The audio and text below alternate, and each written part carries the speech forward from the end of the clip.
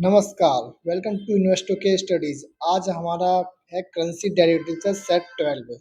चलो अब इस सेट को भी प्रैक्टिस करते हैं। इसका क्वेश्चन नंबर 1 है कि which of the below option best describe the total open interest which is use for purpose of monitoring of open position during the day.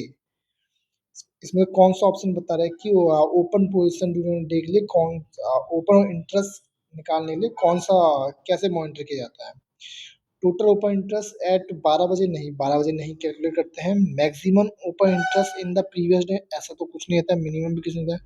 जो total open interest at the end of previous day, ये हो जाएगा। Position during the day are monitor based on total open interest at the end of previous day trading. Question number 2 है mister Sunny execute following currency trade. Buy करता है 1 lot USD INR and sell करता है 1 lot of JPO INR. उसका view क्या है, what view is executed. तो USD INR उसने करा है बाय, यानी यूएसडी यूएसडी एप्रिसिएट होने वाला है, ठीक है। और जैपनीज येन आईएनआर उसने करा है सेल, यानी वो सोचा कि जापानीज येन जो है डेप्रिसिएट होने वाला है, तो आईएनआर से आईएनआर काटो तो यूएसडी एप्रिसिएट, जेपीवाई डेप्रिसिएट। तो JPY weakening against USD, JPY weakening कमजोर हो रहा है यूएसडी के अगेंस्ट, तो इसका आंसर हो जाएगा A. Of the below option which best describe the timing for collection of mark to market margin. जो टाइमिंग रहती है ना मार्क टू मार्जिन कलेक्शन की, तो वो रहती है beginning of next day of transaction, ठीक है, मतलब before the beginning of next day of transaction. Mark to margin gain और loss are settle in cash before trading day beginning on T+1। Answer हो जाएगा इसका D, before the beginning of next day transaction. ये T+2 तो होता ही नहीं है, साढ़े नेक्स्ट डे 10:30 ये कुछ नहीं, before the beginning of the next day transaction. Question number 4 है volatility is the measure of uncertainty in price of the underlying asset. हाँ, वोलेटिलिटी ट्रू है ये। जो वोलेटिलिटी मेजर करती है magnitude of price fluctuation upward या downward in underlying asset. तो volatility जो है मेजर करती है जो भी अनसर्टेनिटी होती है मार्केट में, उसको मेजर करती है वोलेटिलिटी। और उसी के हिसाब से प्रीमियम आते हैं कि हाँ जितनी ज़्यादा वोलेटिलिटी होगी उतना ज़्यादा प्रीमियम होगा। World over, regulators and government are now trying to move more and more derivative contract to be exchange traded with।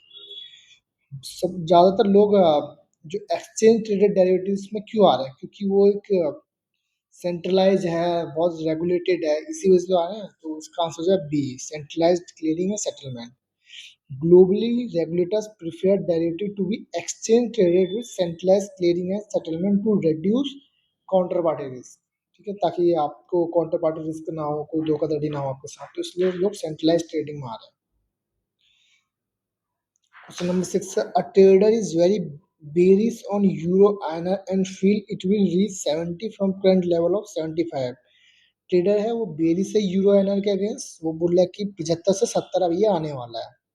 तो इसको मैक्सिमाइज करने के लिए क्या स्ट्रेटजी को अपनाएं, क्या करे कि 75 से 70 आने वाला है, प्रॉफिट को मैक्सिमाइज करना, तो क्या करेगा, पुट को बाय करेगा, buy put option. Question number 7 है a pharma company has imported from some chemical from USA and has to make payment after 3 months। ठीक है, एक फार्मा कंपनी है, कुछ इंपोर्ट कराया उसने यूएसए को, तो पेमेंट आनी उसे 3 मंथ में।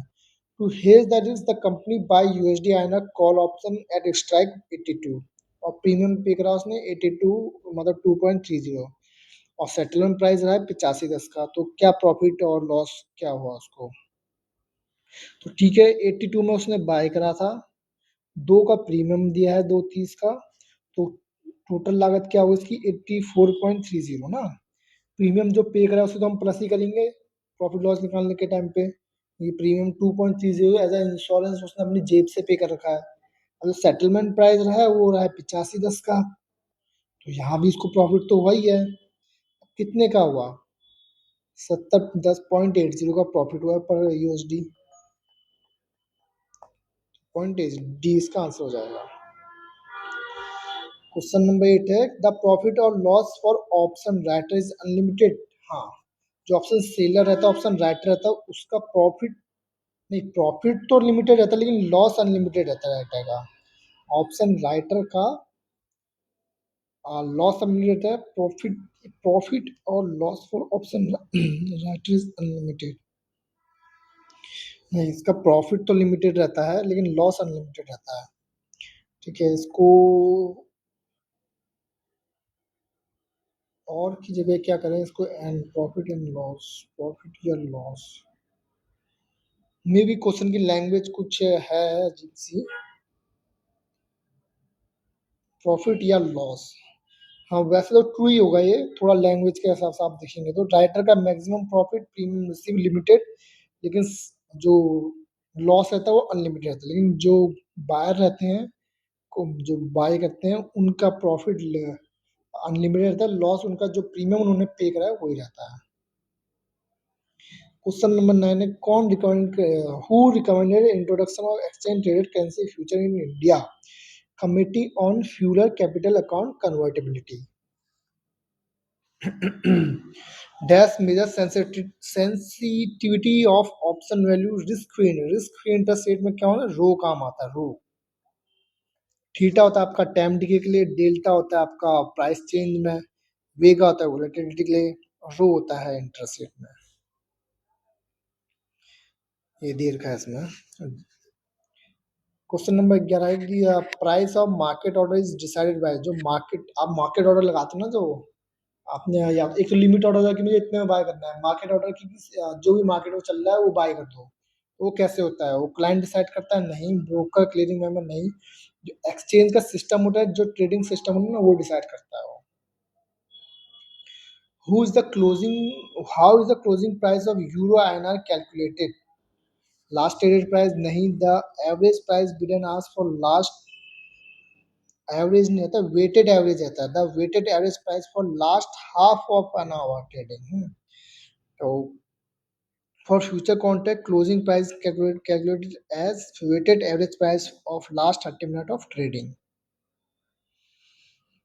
क्वेश्चन नंबर 13 क्या है कि a person who studies economics and international finance believe that euro should appreciate against INR in next 1 month. ठीक हो गया। Using this view, he execute a trade on currency future.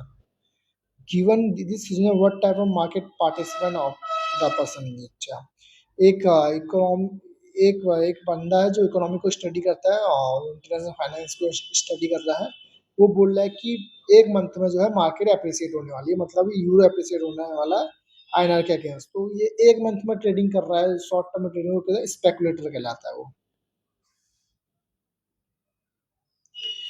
Trader in currency market sell करते हैं 20 of euro INR 1 month future and price was ये। तो आपको आदत हो गई इन क्वेश्चन करने की।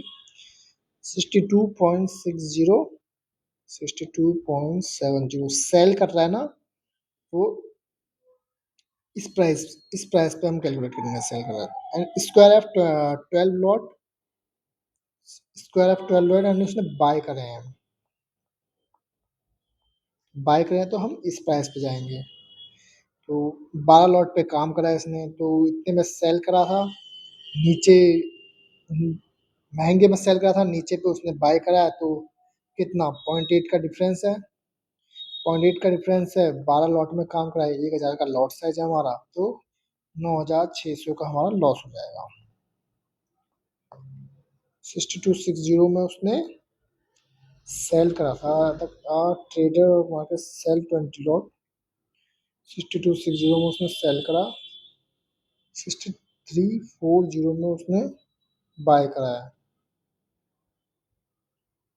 एक मिनट, हाँ, a trader in currency market sell 20 lot of euro INR 1 month future, the price was 6260 and 6270। तो जब सेल करेगा तो इस प्राइस पे रहेगा 62.60 पे, जो बिट प्राइस रहता है उस पर सेल करेगा, और 12 लॉट पे उसने काम किया, प्राइस वॉज 6320 और 6340 में उसने बाय करा। अच्छा हाँ, मार्केट बढ़ गई है ना, 62 उसने सोचा मार्केट मतलब यूरो है ना डेप्रिसिएट होगा, तो इसलिए सेल करा उसने, लेकिन एप्रिसिएट होकर कितना हुआ 6340 में उसने वो करा है, तो 0.80 का उसको लॉस हो रखा है, तो उसको यहाँ पे लॉस हुआ 9600 का। आगे एक और क्वेश्चन, ये भी आपने बहुत बार कर लिया है। 1 year interest rate was US in India, तो इसके बीच का हम डिफरेंस निकालेंगे, कितना आएगा? 7%। और स्पॉट रेट क्या चल रहा है? 60। अब इसमें 60 डे का पूछ लिया, ये थोड़ा सा हम इसको अभी करते हैं। 60 डे का पूछ लिया तो हम इसमें डे का पूछ लिया, हम 360 से के साथ इसमें काम होगा, ठीक है। 60%, 60 का 7% जब हम निकालेंगे तो आपका आएगा 4.20। ये है एनुअली, 4.20 एनुअली है, ठीक है। ये है मतलब तुम्हारा तीन। अब जब डे की बात है तो हम 360 से कैलकुलेट करते हैं, ठीक है। 360 से कैलकुलेट करते हैं तो 360 एक दिन में हो गया इतना, लेकिन हमें चाहिए 60 डे का, 60 डेज में हो जाएगा ये। तो इसका जो इसको जब सॉल्व करेंगे तो आएगा आपका, ये आंक है 0.7, 0.7 और 60 में आप इसको ऐड कर लेंगे तो 60.070 आ जाएगा। इसको एक और बार अभी करके देखना आप, मैं भी अभी करके देखूंगा, इसको दोबारा रिपीट करेंगे 60 डेज वाला। होगा बेसिकली, होगा ये यही कि इसके बीच का डिफरेंस 7%, 60 का 7% या 4.20, 4.20, 4 अब उसमें कहते हैं, अब 6 महीने के लिए दिया था, 4.20 को हम यहाँ से 2 से डिवाइड कर देते हैं ना। अब ये क्या कर रखा है कि इन्होंने 60 डे का निकालना, तो पहले ये 4.20 कितने है, 360 दिन का दे रखा है। जब डेज की बात करते हैं हम 360 देते हैं, ना कि 365। 360 इंटू, हमें 60 डेज करेंगे तो 60 कर दिया, 6×6 = 36, 6 से इसको करेंगे हम, आएगा हमारा 6×6 = 42। हाँ सही आंसर, सही है, ठीक है। करना, इसको रिपीट करना, पढ़ना एक बार, इजी सेट था ये भी। So thank you to joining us. अब हम नेक्स्ट सेट में मिलेंगे।